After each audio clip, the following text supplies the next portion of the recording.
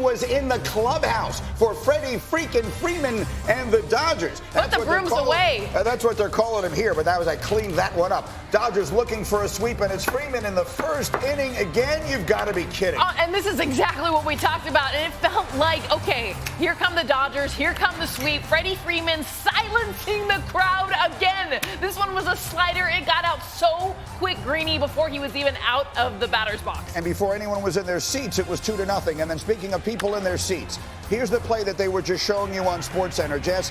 It's ridiculous. No, and this made me so mad. I get it. Fan interference is going to happen, but the purposeful, you see Mookie Betts there. I think what makes me so mad is can you imagine if he gets hurt? I mean, you're trying to take his glove off? You're going to take the ball out? What are we doing? And the other guy's holding his other hand back.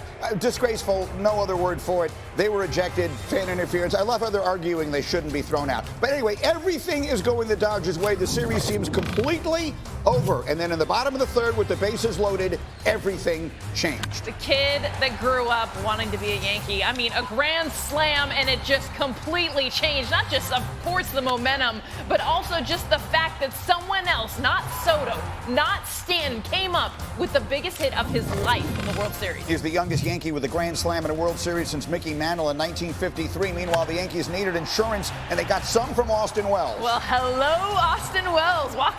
Welcome to the party. He had a double earlier off the wall. These are the bats that were so quiet.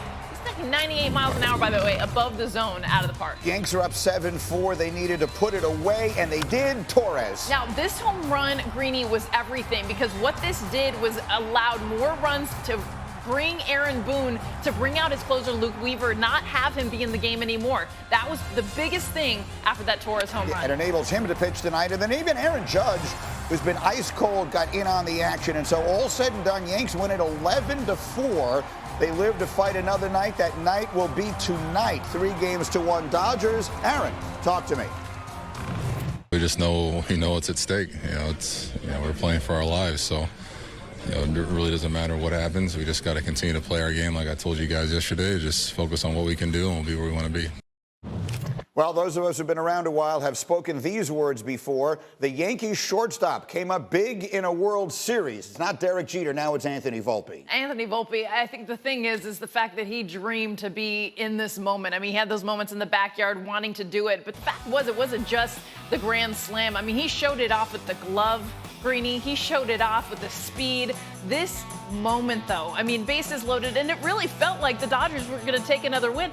And those Yankee fans you see yelling and screaming and going absolutely crazy, they were sitting in their seats, not even saying a word until this moment changed the whole complexity of the game. Well, you heard so many of the Yankees, and here's Volpe doing it, as you see, with the leather as well as the lumber. They always, when you're down, and baseball teams are down, they always say, well, it just takes one moment, one swing. Maybe that's the swing. That certainly changed the momentum of everything last night.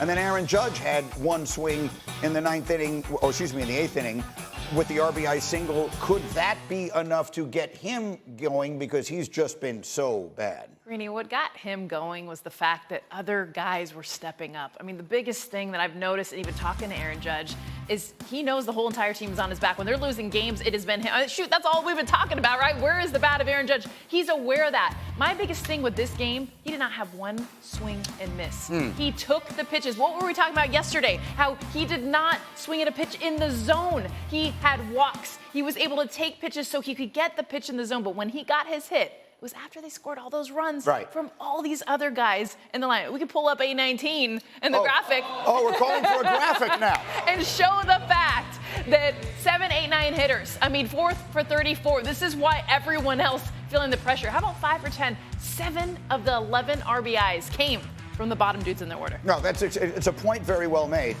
So that's Anthony Volpe, now the youngest player, or the youngest Yankee since Mickey Mantle to hit a grand slam in the World Series. He also had multiple steals.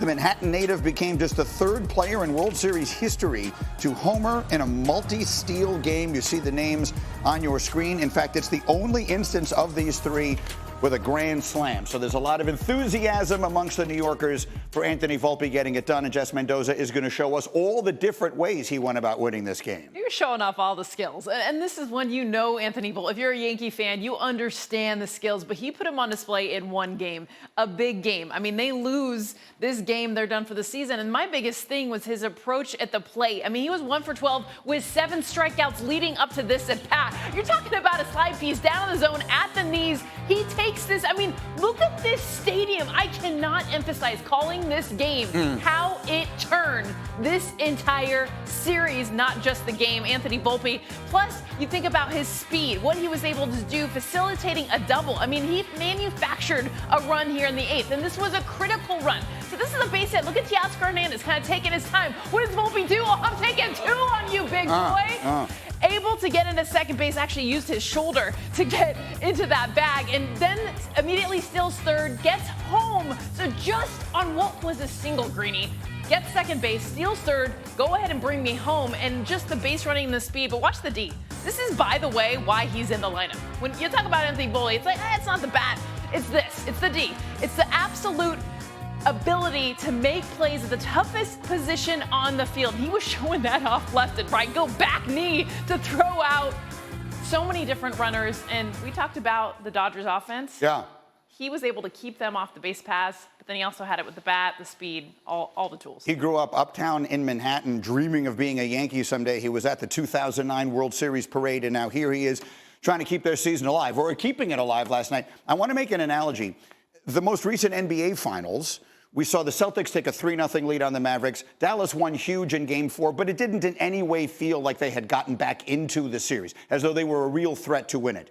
Does it feel different here? Does it feel like the Yankees have now actually played their way back in and are a threat to come all the way back and at least make this a 6 or 7 game series? Yes, because they got Garrett Cole on the mound. And you know exactly what Game 5, and it's in New York City. I mean, it's not just, oh, they finally won a game. This became a series, and we remember the first 2 games were easy for the Dodgers to win. Right. I mean, walk-off home run, extra innings, but everyone felt like, oh, man, the Dodgers are so dominant. Yankees showed. I mean, they kicked their tail. They showed exactly what they can do when all the things are working. Now they got their dude on the mound. The offense has finally woke up, and guess what? Aaron Judge got a hit, too. Yeah, that could wind up being the biggest thing of them all. All right.